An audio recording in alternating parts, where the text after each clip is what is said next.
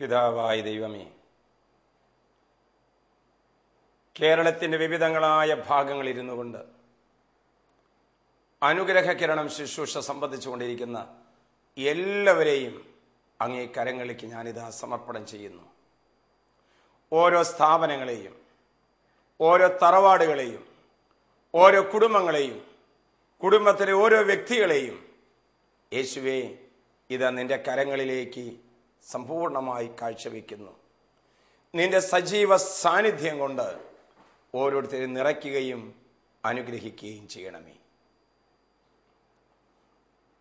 ഈശോയിൽ പ്രിയം നിറഞ്ഞ സഹോദരീ സഹോദരന്മാരെ,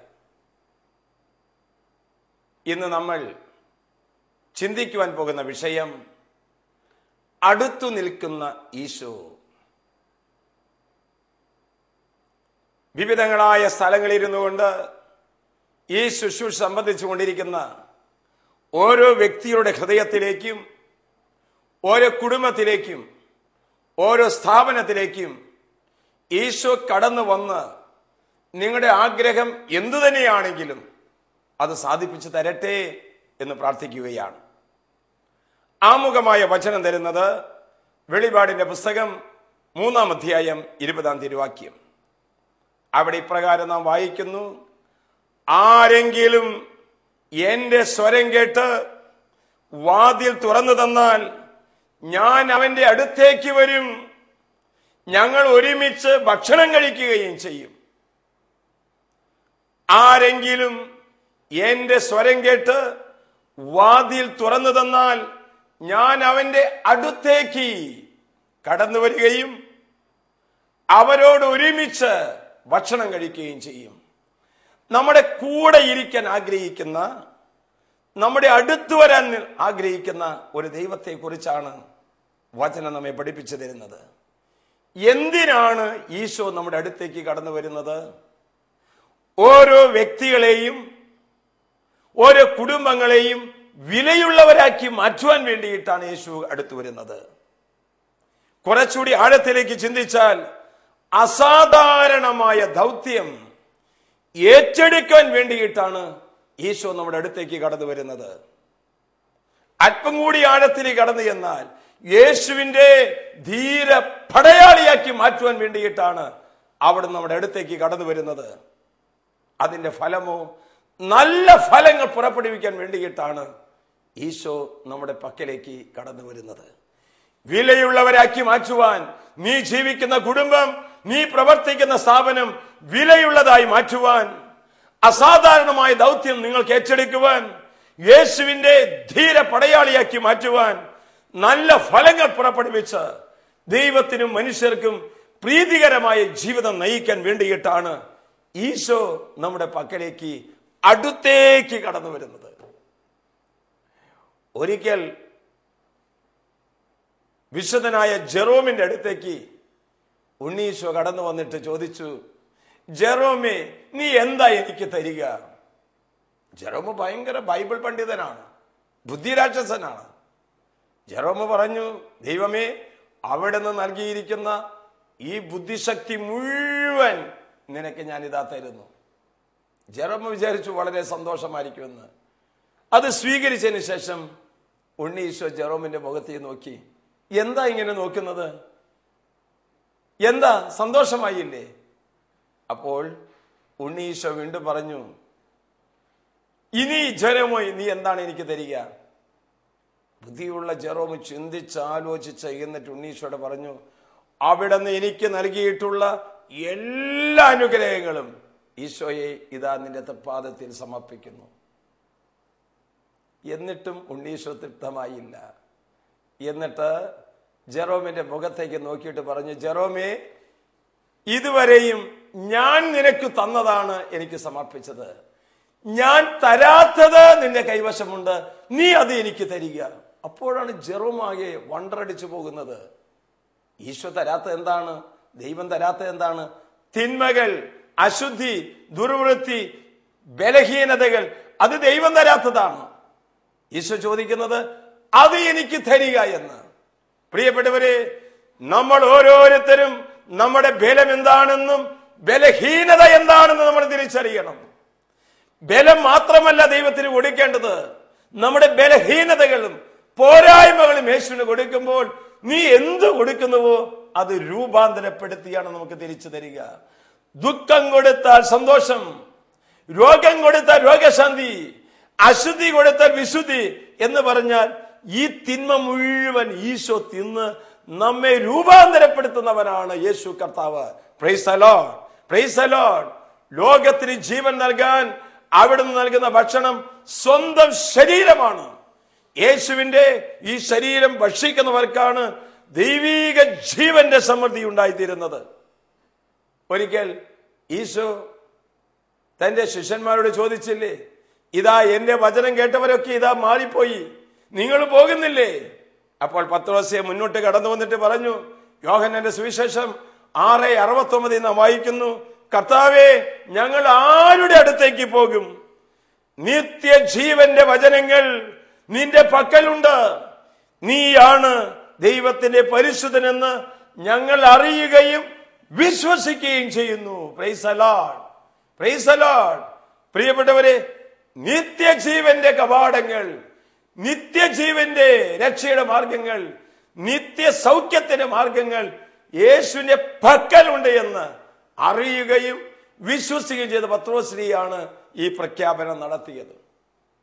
പ്രിയപ്പെട്ടവരെ, ദൈവത്തിന്റെ പക്കൽ യേശുവിലേക്കുള്ള വളർച്ചയാണ് യഥാർത്ഥമായ ക്രിസ്തീയമായ ആത്മീയത.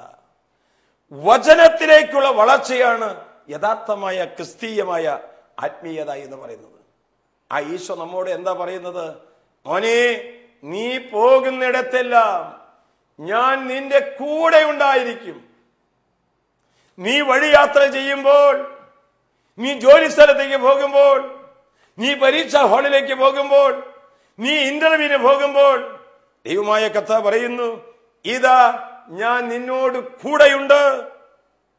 നീ പോകുന്നിടത്തെല്ലാം ഞാൻ നിന്നെ കാത്തുരക്ഷിക്കും. ഉൽപ്പത്തിയുടെ പുസ്തകം 28:15 പിതാവായ ദൈവം ഇസ്രായേൽ ജനതയോട് പറയുന്നില്ലേ, 40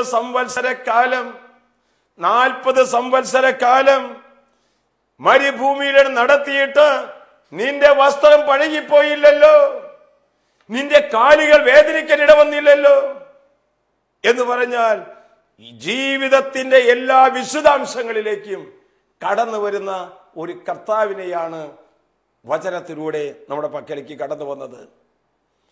പാപിയുടെ പാപത്തിൽ നിന്ന് പുണ്യത്തിലേക്ക് വളർത്തുവാൻ, പരാജിതനെ വൻ വിജയത്തിലേക്ക് എത്തിക്കുവാൻ, നിരാശനെ വലിയ പ്രത്യാശയിലേക്ക് നയിക്കുവാൻ പിൻവലിക്കാത്ത സ്നേഹവുമായിട്ടാണ് യേശു കർത്താവ് അനുഗ്രഹമായി നമ്മുടെ പക്കലേക്ക് കടന്നു വരുന്നത്.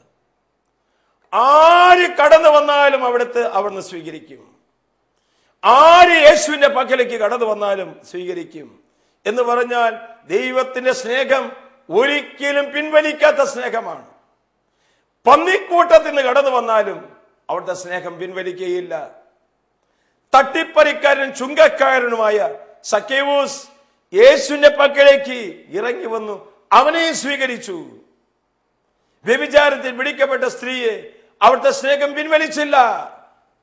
ബെത്സയിദ കുളക്കടവിൽ കടന്ന രോഗിയിൽ നിന്ന് ദൈവത്തിന്റെ സ്നേഹം പിൻവലിച്ചില്ല.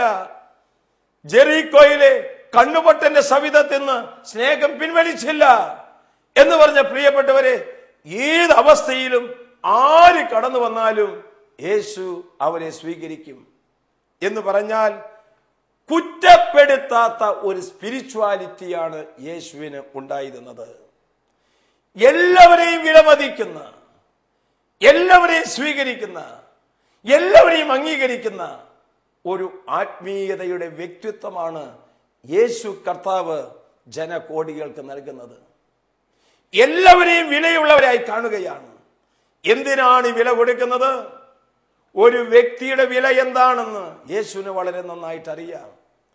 അനുഗ്രഹീകരണം ശുശ്രൂഷയിൽ സംബന്ധിച്ചുകൊണ്ടിരിക്കുന്ന പ്രിയപ്പെട്ട പ്രേക്ഷിതരെ, രാജ്യത്തെ പടുത്തുയർത്തുവാൻ, തിരുസഭയെ പടുത്തുയർത്തുവാൻ, ആത്മരക്ഷയ്ക്ക് വേണ്ടി ഇറങ്ങി പുറപ്പെടുവാൻ, എല്ലാറ്റിനും ഉപരിയായി ദൈവത്തെ സ്നേഹിക്കുവാൻ, മനുഷ്യനെ സ്നേഹിക്കുവാൻ നിനക്ക് കഴിവുണ്ട് എന്ന് അറിഞ്ഞുകൊണ്ടാണ് ദൈവം നമ്മെ സ്നേഹിക്കുന്നത്. നമ്മെ വിലയുള്ളവരാണെന്ന് കർത്താവ് കണ്ടുമുട്ടുകയാണ്. വചനം നമ്മെ അനുസ്മരിപ്പിക്കുന്നു. പുറപ്പാടിന്റെ പുസ്തകം 20-ാം അധ്യായം 24-ാം തിരുവാക്യത്തിലൂടെ പഠിപ്പിച്ചു തരികയാണ്. എന്റെ നാമം അനുസ്മരിക്കാൻ ഇടവരുന്നിടത്തെല്ലാം ഞാൻ അവന്റെ അടുത്തേക്ക് കടന്നു വന്ന് ഞാൻ അവനെ അനുഗ്രഹിക്കും. എന്റെ നാമം അനുസ്മരിക്കാൻ ഇടവരുന്ന ഇടത്തേക്കെല്ലാം ഞാൻ അവന്റെ അടുത്തേക്ക് വന്ന് ഞാൻ അവനെ അനുഗ്രഹിക്കും. ഒരു പക്ഷേ കഴുത്തിൽ ഒരു ഉത്തിരിയം ധരിക്കുന്നതായിരിക്കാം, കയ്യിൽ ഒരു ജപമാല പിടിക്കുന്നതായിരിക്കാം, ഹൃദയത്തിൽ തിരുലിഖിതം കൊണ്ട് നടക്കുന്നതായിരിക്കാം.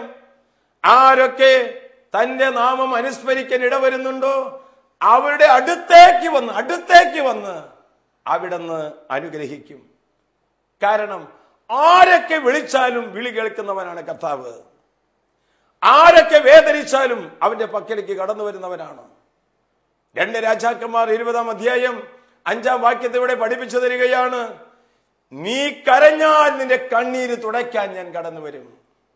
നീ പ്രാർത്ഥിച്ചാൽ നിന്റെ പ്രാർത്ഥന കേൾക്കുവാനായിട്ട് കടന്നു വരും. നീ രോഗിയായി കിടന്നാൽ രോഗശയ്യയിലേക്ക് കടന്നു വരും. ഒന്ന് ആലോചിച്ച് നോക്കുക പ്രിയപ്പെട്ടവരെ. ഞാൻ എപ്പോഴെങ്കിലും കരഞ്ഞാൽ എന്റെ അടുത്ത് വന്ന് എന്റെ കണ്ണീര് തുടയ്ക്കാൻ കർത്താവ് കടന്നു വരുന്നു. ഞാൻ കരമുയർത്തി പ്രാർത്ഥിച്ചാൽ നമ്മുടെ പ്രാർത്ഥനയ്ക്ക് ഉത്തരം തരാനായിട്ട് യേശുവിന്റെ സവിധത്തിലേക്ക് കടന്നു വരുന്നു. നമ്മൾ ആരെങ്കിലും രോഗശയ്യയിൽ കിടക്കുകയാണെങ്കിൽ ആ രോഗശയ്യയിൽ വന്ന് അവനെ സുഖപ്പെടുത്തി വീണ്ടും ദൗത്യം നിർവഹിക്കാനായിട്ട് അവന്റെ അടുത്തേക്ക് അവിടുന്ന് കടന്നു വരുന്നു. അതാണ് വചനത്തിലൂടെ പഠിപ്പിച്ചു തരുന്നത്. നമ്മൾ വിളിക്കുമ്പോഴെല്ലാം നമ്മുടെ അടുത്തേക്ക് നമ്മുടെ ദൈവമായ കർത്താവ് സമീപസ്ഥനായിരിക്കുന്നത് പോലെ ഒരു ദൈവം ഏതു ജനതയ്ക്കാണ് ഉള്ളത്? Praise the Lord, praise the Lord. നീ രോഗിയായി തീരുമ്പോൾ, നിന്റെ പ്രതിസന്ധികളുമായി വന്നു നിൽക്കുമ്പോൾ, നീ കണ്ണുനീരോടെ പ്രാർത്ഥിക്കുമ്പോൾ ആ ദൈവം അടുത്തേക്ക് കടന്നു വന്ന് നമ്മെ അനുഗ്രഹിക്കുകയാണ് ചെയ്യുന്നത്. ഓർക്കുക പ്രിയപ്പെട്ടവരെ, നീ ക്ഷതമേറ്റ ഒരു കുഞ്ഞാടാണെങ്കിലും, ചിറക് അരിഞ്ഞുപോയ ഒരു കുഞ്ഞാറ്റ കുരുവിയാണെങ്കിലും, പുഴുക്കുത്തുള്ള ഒരു ധാന്യമണിയാണെങ്കിലും, പുഷ്പദളങ്ങൾ കൊഴിഞ്ഞുപോയ ഒരു പൂവാണെങ്കിലും യേശു നിന്നെ വിലയുള്ളവനായി കാണുകയാണ്. കാരണം ദൈവം അത്രമാത്രം നമ്മെ സ്നേഹിക്കുന്നു. നമ്മുടെ കഴിവ് നോക്കിയിട്ടല്ല. അതുകൊണ്ടാണ് സങ്കീർത്തനം പറയുന്നത്, ഞാൻ നിന്റെ പിൻകാവൽക്കാരനാണ്, ഞാൻ നിന്റെ മുൻപിലൂടെ നടന്നുകൊണ്ട് ഞാൻ നിന്നെ നയിക്കും. മുന്നിലൂടെ നിന്ന് നയിക്കുകയും പിന്നിലൂടെ നിന്ന് പ്രചോദിപ്പിക്കുകയും ചെയ്യുന്ന ദൈവമാണ് നമ്മുടെ സ്നേഹമുള്ള ദൈവം. പ്രിയപ്പെട്ടവരെ, ആരെങ്കിലും വ്യക്തിപരമായി ഈ ദൈവത്തെ കണ്ടുമുട്ടിയാൽ അവർക്ക് ചില ഗുണസവിശേഷതകൾ ഉണ്ട് എന്ന് ദിവ്യകാരുണ്യനാഥന്റെ സന്നിധിയിൽ നിന്ന് പ്രാർത്ഥിച്ചപ്പോൾ ദൈവം വെളിപ്പെടുത്തി തന്നത് നിങ്ങളോട് പറയാൻ ഞാൻ ആഗ്രഹിക്കുകയാണ്. ഈശോ അടുത്തു വന്നിട്ടുള്ള ചില വ്യക്തിയുടെ സവിശേഷതകൾ പറഞ്ഞാൽ, ഒന്നാമതായി അവർ സ്നേഹത്തിന്റെ മനുഷ്യനായിരിക്കും. സ്നേഹത്തിന്റെ മനുഷ്യനായിരിക്കും യേശു അടുത്ത് വന്നിട്ടുള്ള ഓരോ വ്യക്തിയും. മനുഷ്യന്റെ എല്ലാ കഴിവുകളും എല്ലാ സാധ്യതകളും ഉണർത്തുന്ന ഊർജമാണ് സ്നേഹമെന്ന് പറയുന്നത്. എന്റെ ഭൗതികമായ കഴിവ്, എന്റെ ശാരീരികമായ കഴിവ്, എന്റെ ആത്മീയമായ കഴിവ് ഉണർത്താൻ സഹായിക്കുന്ന ഊർജമാണ് സ്നേഹമെന്ന് പറയുന്നത്. സ്നേഹത്തിന് പരാതിയില്ല, സ്നേഹത്തിന് പരിഭവങ്ങളില്ല, സ്നേഹത്തിന് കണക്ക് പറച്ചിലുകളില്ല, സ്നേഹത്തിന് പിണക്കങ്ങളില്ല, സ്നേഹത്തിന് ഞാൻ എന്ന ഭാവങ്ങളില്ല. പ്രിയപ്പെട്ടവരെ, സ്നേഹം കുറയുമ്പോൾ പരാതികൾ കൂടും. സ്നേഹം കുറയുമ്പോൾ ഹൃദയം ചെറുതാകും. സ്നേഹം കുറയുമ്പോൾ മറ്റുള്ളവരുടെ കുറ്റങ്ങൾ വലുതായി കാണും. അതുകൊണ്ട് ഈശോ അടുത്തു വരുന്ന വ്യക്തി മറ്റുള്ളവർക്ക് സംലഭ്യനായിരിക്കും. സ്വന്തം സമയം അവർ നോക്കിയില്ല. സ്ഥാപനത്തിന് വേണ്ടി, കുടുംബത്തിന് വേണ്ടി, മക്കൾക്ക് വേണ്ടി അവൻ സംലഭ്യനായിരിക്കും. അതാണ് ഈശോ അടുത്തു വരുന്ന വ്യക്തികളുടെ ഒന്നാമത്തെ പ്രത്യേകത. സ്നേഹത്തിന്റെ മനുഷ്യനായിരിക്കും. രണ്ടാമതായി ക്ഷമയുടെ മനുഷ്യനായി തീരും. ക്ഷമിക്കാൻ, ക്ഷമ കൊടുക്കാൻ വളരെ ബുദ്ധിമുട്ടുള്ള കാര്യമാണെങ്കിലും ഈശോ എന്റെ അടുത്ത് വന്നാൽ എനിക്ക് ക്ഷമിക്കാൻ സാധിക്കും. ഈശോ പറയുന്നില്ലേ, മറ്റുള്ളവരോട് നീ ക്ഷമിക്കുന്നില്ല എങ്കിൽ നിങ്ങളുടെ തെറ്റുകൾ സ്വർഗസ്ഥനായ പിതാവും ക്ഷമിക്കുകയില്ല.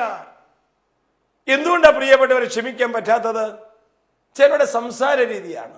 ആരെയും വകവയ്ക്കാൻ ചില സംസാര രീതി, ചിലർ പറയുന്ന രഹസ്യങ്ങൾ പരസ്യമാക്കുന്നതുകൊണ്ട്, മറ്റുള്ളവരെ കുറ്റപ്പെടുത്തുന്ന പ്രകൃതി, വിമർശിക്കുന്ന കളിയാക്കുന്ന സ്വഭാവം, പെട്ടെന്ന് പിണങ്ങുന്ന സ്വഭാവം, ആത്മാർത്ഥത ഇല്ലായ്മ, ഇതൊക്കെയാണ് ക്ഷമിക്കാൻ തടസ്സം സൃഷ്ടിക്കുന്ന നമ്മുടെ സ്വഭാവത്തിന്റെ പ്രകൃതി എന്ന് നമ്മൾ മനസ്സിലാക്കണം. പ്രിയപ്പെട്ടവരെ, നമ്മൾ ആരോടെങ്കിലും ക്ഷമിക്കുമ്പോൾ സ്വർഗത്തിന്റെ ദൈവങ്ങളുടെ പക്കലേക്ക് ഇറങ്ങി വരികയാണ്. നിന്റെ പ്രാർത്ഥന കേൾക്കണമെങ്കിൽ ഹൃദയത്തിൽ ആരോടെങ്കിലും പകയുണ്ടെങ്കിൽ നീ അത് ക്ഷമിക്കണം. വർഷങ്ങളായി ഒരു മനുഷ്യന് ഹൃദയത്തിൽ ഒരു അഭിഷേകം കിട്ടുന്നില്ല, സന്തോഷം കിട്ടുന്നില്ല. ഉൽപ്പത്തിയുടെ പുസ്തകം 33-ാം അധ്യായം 1 മുതലുള്ള വാക്യങ്ങളാണ് കാണുന്നത്. യാക്കോബാണ് കഥാപുരുഷൻ. ചേട്ടനെ പറ്റിച്ച് അപ്പനെ പറ്റിച്ച് പോയതിന് ശേഷം യാക്കോബിന്റെ ഉള്ളിൽ ഭയങ്കര ഒരു വിഷമം. എന്നാലും ഞാൻ അപ്പനോട് അങ്ങനെ ചെയ്തല്ലോ, എൻ്റെ സഹോദരൻ ഇങ്ങനെ ചെയ്തല്ലോ എന്ന്. ഒരു ദിവസം യാക്കോബ് നോക്കിയപ്പോൾ ഏസാവിത തന്റെ പക്കലേക്ക് വരുന്നത് കാണുകയാണ്. യാക്കോബ് എന്ത് ചെയ്തെന്നറിയാമോ? ചേട്ടനെ കണ്ട മാത്രയിൽ താണ് 7 പ്രാവശ്യം വണങ്ങി. എന്ന് പറഞ്ഞാൽ വിനീതനായി തീരുകയാണ്, കാൽപാദത്തോളം താഴുകയാണ്. ക്ഷമയുടെ ഘട്ടം അതാണ്. ഇത് അവൻ 7 പ്രാവശ്യം താണു വണങ്ങി. ഏസാവ് ചേട്ടത് കണ്ടുകൊണ്ടിരിക്കുകയാണ്. ഏസാവ് എന്ത് ചെയ്തെന്നാണ് വചനം പറയുന്നത്? ഏസാവ് ഓടിച്ചെന്ന് അവനെ കൈക്ക് പിടിച്ച് കെട്ടിപ്പിടിച്ച് ചുംബിച്ചു, അവർ പൊട്ടിക്കരഞ്ഞു. അതാണ് ചെയ്തത്. ക്ഷമയുടെ ഘട്ടം കണ്ടോ? ദൂരെ വെച്ച് ചേട്ടനെ കണ്ടപ്പോൾ ഇതാ സഹോദരൻ യാക്കോബ് കടന്നു ചെല്ലുന്നു, താണു വണങ്ങി വിനയപൂർവ്വം കടന്നു ചെല്ലുന്നു. എന്നിട്ട് അവനെ കൈക്ക് പിടിച്ച് കെട്ടിപ്പിടിച്ച് പൊട്ടിക്കരഞ്ഞു. വർഷങ്ങളോളം കാത്തു സൂക്ഷിച്ച ഈ വേദന, ഈ വെറുപ്പ്, ദേഷ്യം അവിടെ അലിഞ്ഞു പോകുകയാണ്. സൂര്യപ്രകാശത്തിൽ മഞ്ഞുതുള്ളി ഉരുകി പോകുന്നത് പോലെ ആ സങ്കടം മുഴുവൻ ഉരുകിപ്പോകുകയും അവർ സഹോദരങ്ങളെ പോലെ ജീവിക്കാൻ തുടങ്ങുകയും ചെയ്തു. പ്രിയപ്പെട്ടവരെ, ഇത് കർത്താവിന്റെ പ്രകൃതിയാണ്. ഇന്ന് ഈ വചനം കേൾക്കുന്ന ഏതെങ്കിലും വ്യക്തികൾക്ക് കുടുംബങ്ങളോട്, അയൽവാസികളോട്, മത ആചാര്യന്മാരോട്, സഹപ്രവർത്തകരോട് ഏതെങ്കിലും വിഷമമോ ക്ഷമിക്കാൻ പറ്റാത്ത അവസ്ഥയുണ്ട് എങ്കിൽ ദൈവമായ കർത്താവ് പറയുന്നു, ക്ഷമാശീലൻ കരുത്തിനേക്കാളും മനസ്സിനെ നിയന്ത്രിക്കുന്നവൻ നഗരം പിടിച്ചെടുക്കുന്നവനേക്കാളും ശ്രേഷ്ഠനാണ് എന്ന്. ക്ഷമിക്കുന്നവർ ലോകത്തിലെ കരുത്തന്മാരാണെന്നാണ് വചനം പഠിപ്പിച്ചു തരുന്നത്. വീണ്ടും ഈശോ അടുത്ത് വരുന്നവര് എന്താ ചെയ്യുന്നത് വെച്ച് കഴിഞ്ഞാൽ അവരുടെ പ്രത്യേകത എന്താണെന്ന് ചോദിച്ചാൽ അവർ പ്രാർത്ഥനയുടെ ഒരു മനുഷ്യനായി തീരും. പ്രാർത്ഥന എന്ന് പറയുന്നത് ജീവിതത്തിൽ ഏതു മനുഷ്യന്റെ അടിസ്ഥാനപരമായ ഒരു മനോഭാവമായിരിക്കണം പ്രാർത്ഥന. പരാജയപ്പെട്ടവന്റെ അവസാനത്തെ ആയുധവും പരാജയപ്പെടാൻ ആഗ്രഹമില്ലാത്തവന്റെ ആദ്യത്തെ ആത്മീയ ആയുധവുമാണ് പ്രാർത്ഥന. ഇത് സമ്മാനിക്കുന്നത് ദൈവ സാന്നിധ്യം മൂലമായിട്ടാണ്. വചനം പഠിപ്പിക്കുന്നു മർക്കോസിന്റെ സുവിശേഷം 11-ാം അധ്യായം 25-ാം വാക്യത്തിലൂടെ, പ്രാർത്ഥിക്കുമ്പോൾ നിങ്ങൾക്ക് ആരോടെങ്കിലും എന്തെങ്കിലും വിരോധമുണ്ടെങ്കിൽ ക്ഷമിക്കുവിൻ, അപ്പോൾ നിങ്ങളുടെ പ്രാർത്ഥന കേൾക്കും. നമുക്ക് കരങ്ങൾ കൂപ്പാം. കർത്താവേ, എന്നെ വിലയുള്ളവനാക്കുവാൻ, ഞങ്ങളുടെ കുടുംബത്തെ, ഞങ്ങളുടെ ജീവിതത്തെ വലിയ ദൗത്യങ്ങൾ ഏൽപ്പിക്കുവാനായി നീ ഞങ്ങളുടെ അടുത്തേക്ക് കടന്നു വരുന്നതിന് ഓർത്തുകൊണ്ട് നന്ദി പറയുന്നു. യേശു ആരുടെ പക്കലേക്ക് കടന്നു വന്നിട്ടുണ്ടോ അവരൊക്കെ സ്നേഹത്തിൻ്റെ, ക്ഷമയുടെ, പ്രാർത്ഥനയുടെ മനുഷ്യനായി മാറുമല്ലോ. കർത്താവേ, അനുഗ്രഹീകരണം ശുശ്രൂഷയിൽ സംബന്ധിച്ചുകൊണ്ടിരുന്ന ഈ മക്കൾക്കും ഇതിനുള്ള വരവും കൃപയും നൽകി അനുഗ്രഹിക്കണമേ. ആമീൻ.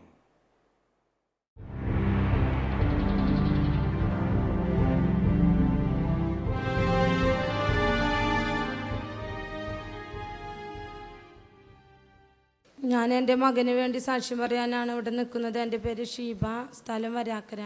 മോന് 2-3 ദിവസമായി ശക്തമായ വയറുവേദന വന്നു. ഞാനപ്പോൾ വയറുവേദനയല്ലേ, അപ്പോൾ അധികം ശ്രദ്ധിച്ചില്ല. കുറച്ച് 2-3 ദിവസം സാധാ മരുന്നുകളൊക്കെ കൊടുത്തു. അങ്ങനെ ഞായറാഴ്ച പ്രാർത്ഥിച്ചിരിക്കുന്ന നേരത്താണ്, ഒരു 7-7:30 നേരത്താണ് ഇവന് കക്കൂസ് പോകണമെന്ന് പറഞ്ഞു. അങ്ങനെ കക്കൂസിക്ക് പോയി. പക്ഷേ ഇവൻ്റെ വൃഷ്ണസഞ്ചിയിൽ ഹെർണിയയുടെ കുടലും മലത്തിൻ്റെ കുടലും എല്ലാം കൂടി സ്റ്റക്കായി അത് വൃഷ്ണസഞ്ചിയിലേക്ക് ഞാൻ എടുക്കുന്നു.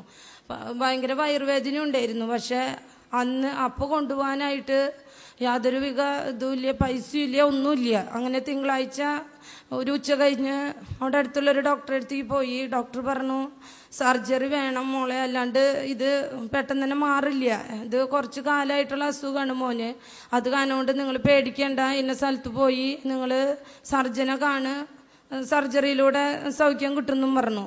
അങ്ങനെ തന്നെ ഞാൻ ഓടി. എന്താണെങ്കിൽ പൈസയില്ല, യാതൊരു വിധ കഴിവുകളും ഇല്ല.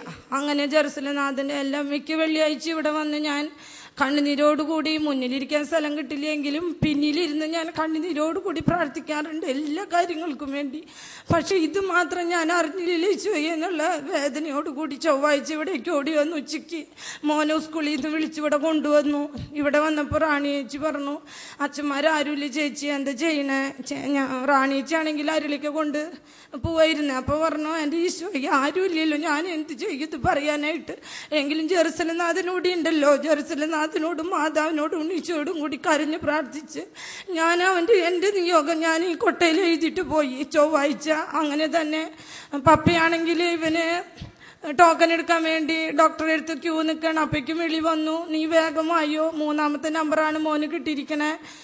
പക്ഷേ എങ്കിലും ഞാൻ ഇവിടെ വന്ന് ഈശോയോട് പ്രാർത്ഥിച്ചിട്ടുള്ളൂ. എന്താണെങ്കിൽ ഡോക്ടർമാർ കാണുന്നേക്കാൾ മുന്നേ ഈശോന്റെ മോനെ കണ്ടിട്ടുണ്ടെന്നുള്ള ദൃഢമായ വിശ്വാസത്തിൽ ഞാൻ ഇവിടെ നിയോഗം എഴുതിയിട്ട് ഞാൻ അങ്ങനെ തന്നെ തൃശ്ശൂർക്ക് മോനെയും കൊണ്ടുപോയി. അവിടെ ചെന്നപ്പോൾ ഡോക്ടറെ കണ്ടു. ഡോക്ടർ പറഞ്ഞു, 8 വർഷമായി മോൻ ഇത് തുടങ്ങിയിട്ട്, തുടക്കത്തിൽ എന്താണ് അസുഖം എല്ലാം ചോദിച്ചറിഞ്ഞു. എന്തായാലും പെട്ടെന്ന് മോന് സർജറി വേണം, അല്ലാണ്ട് പറ്റില്ല, നിങ്ങൾക്ക് എന്താണ് ജോലി കാര്യങ്ങളെല്ലാം ചോദിച്ചു. പക്ഷെ പൈസയുടെ ഒരു ഇതും ഡോക്ടർ നോക്കിയില്ല. മോന് 21-ാം തീയതി തന്നെ ഞാനിവിടെ 16-ാം തീയതി വന്നു. അത് കഴിഞ്ഞ് 21-ാം തീയതി തന്നെ മോന് വെള്ളിയാഴ്ച 8:30-ക്കും 9:30-ക്കും ഇടയിൽ ഓപ്പറേഷൻ കഴിഞ്ഞു. മോന് പരിപൂർണ സൗഖ്യം ഓപ്പറേഷനിലൂടെ ഈശോ കൊടുത്തു. പിന്നെ തന്നെയല്ല, ഇവിടെ ചാവറ പിതാവിനോട് വന്ന് ഞാൻ കണ്ണുനീരോടെ പ്രാർത്ഥിക്കാറുണ്ട്. മക്കൾക്ക് നല്ല മാർക്ക് കിട്ടാനും പഠിക്കാൻ ഇത്തിരി പിന്നാക്കാണ്, എങ്കിലും നല്ല മാർക്ക് വാങ്ങി ചാവറയച്ചൻ മക്കളെ ജയിപ്പിക്കുകയും ചെയ്തു. 2 മക്കൾക്ക് നല്ല ഒരുവിധ മാർക്ക്. കൈകളടിച്ചോടെ കർത്താവിനോട് നന്ദി പറയാം. അത്ഭുതകരമായിരിക്കുന്ന സൗഖ്യവും അതിശയകരമായിരിക്കുന്ന പഠനവും നൽകിയ കർത്താവിനോട് നന്ദി പറഞ്ഞ് കർത്താവിനെ മഹത്വപ്പെടുത്താം. കാര്യങ്ങൾ ഉയർത്തിയടിച്ച് കർത്താവിനോട് നന്ദി പറയാം.